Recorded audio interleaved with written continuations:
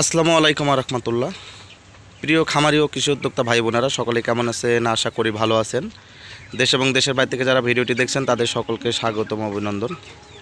বন্ধুরা, আপনারা অনেকেই জানতে চান যে বড় মুরগির জন্য কয়টি খাবার পাত্র ও পানির পাত্র দিতে হবে।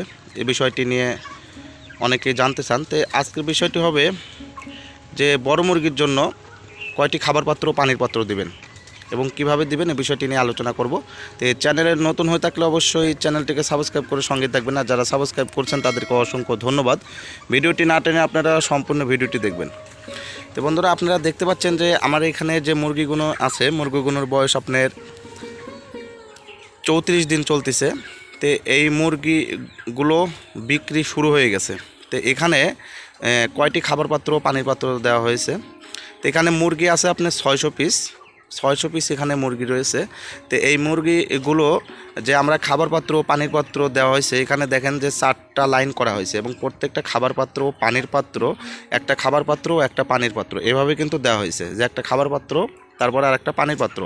এখানে কিন্তু 4টা লাইন করা হয়েছে এবং এই ঘরটা যে দেখতেছেন, এই ঘরটার প্রস্থ হচ্ছে 19 ফিট। 19 ফিটে আপনার 4 লেন করা হয়েছে, তাহলে প্রায় 5 ফিটের কাছাকাছি, মানে 5 ফিটে করে মাঝখানে একটা করে খাবার পাত্র ও একটা করে পানির পাত্র লাইন করা হয়েছে। এবং এখানে 4টা লাইনে আমার এখানে খাবারের পাত্র আছে আপনার হলো 24 পিস। এখানে যে 4টা লাইন দেখতেছেন, এই 4টা লাইনে আছে হলো 24 পিস খাবার পাত্র এবং পানির পাত্র আছে আপনার হলো 18 পিস। তো সবসময় মনে রাখবেন যে খাবার পাত্র হচ্ছে পানির পাত্র 2, 4, 5টা যদি কমও হয় সমস্যা কিন্তু হয় না, যে খাবারের পাত্র কিন্তু সবসময় বেশি লাগে। সেক্ষেত্রে আমাদের এখানে বড় মুরগি যেহেতু এগুলো বিক্রি করতেছি, তো মুরগির বয়স যখন মনে করেন আপনার 20 দিন ছিল, 20 দিন পর থেকেই এইভাবে খাবারের ও পানির পাত্র দেওয়া হচ্ছিল। তো প্রতি মুরগির জন্য একটি করে খাবার পাত্র পানির পাত্র আপনার 25টা মুরগির জন্য আমরা যে খাবার পাত্র দিয়েছি, খাবার পাত্র হলো 25টা মুরগির জন্য একটি করে খাবারের পাত্র দেওয়া হয়েছে, আর 30টা মুরগির জন্য একটি করে পানির পাত্র দেওয়া হয়েছে। সেই হিসেবে কিন্তু খাবারের পাত্র ও পানির পাত্র কিন্তু দেওয়া হয়েছে। সেক্ষেত্রে যদি আপনারা মনে করেন হিসাব করবেন যে যত পিস মুরগি পালন করবেন সেই মুরগির পরিমাণ অনুসারে খাবার ও পানির পাত্র দেবেন। সবসময় হিসাব রাখবেন যে 25টা মুরগির জন্য একটা করে খাবার পাত্র দেবেন। তা আপনারা দেখতে পাচ্ছেন যে এখানে যে খাবারের পাত্রগুলো আছে এবং পানির পাত্র দেখেন, একটার উপর একটা আমরা কিন্তু একটা খাবারের পাত্র আর একটা পানির পাত্র এভাবে কিন্তু 4টা লাইন করা হয়েছে এবং ঘরের কিন্তু আপনার দৈর্ঘ্যটা হচ্ছে আপনার 19 ফিট। তো সেক্ষেত্রে আপনারা যারা বড় খামার তাদের ঘরের দৈর্ঘ্য প্রস্থটা আপনারা মাপ দেবেন। মাপ দিয়ে মনে করেন সেই হিসেবে মনে করেন প্রতি 5 ফিটে একটা করে লাইন দেবেন। মনে করেন 5 ফিটের মাঝখানে একটা করে লাইন দেবেন, অর্থাৎ 2.5 ফিট ফাঁকে একটা মাঝখানে লাইন দিয়ে দেবেন। এইভাবে মনে করেন আমরা যেভাবে দিছি, একটা খাবার পাত্র একটা পানির পাত্র।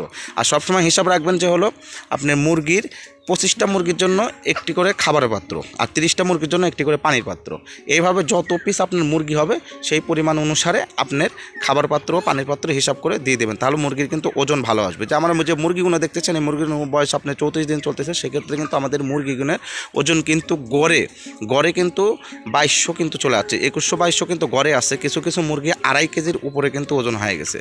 তো বন্ধুরা, তো আপনারা বুঝতে পারছেন যে বড় মুরগির জন্য কয়টিও খাবার পাত্র পানির পাত্র দিতে হয়, এই বিষয়টি নিয়ে আলোচনা করলাম। তো ভালো থাকবেন, পরবর্তী ভিডিও পাওয়ার জন্য চ্যানেলটিকে সাবস্ক্রাইব করে সঙ্গে থাকবেন, আর অন্য যে কোনো বিষয়ে ভিডিও পেতে সাবস্ক্রাইব করে সঙ্গে থাকবেন এবং কমেন্টে জানাবেন। সকলে ভালো থাকবেন, আল্লাহ হাফেজ।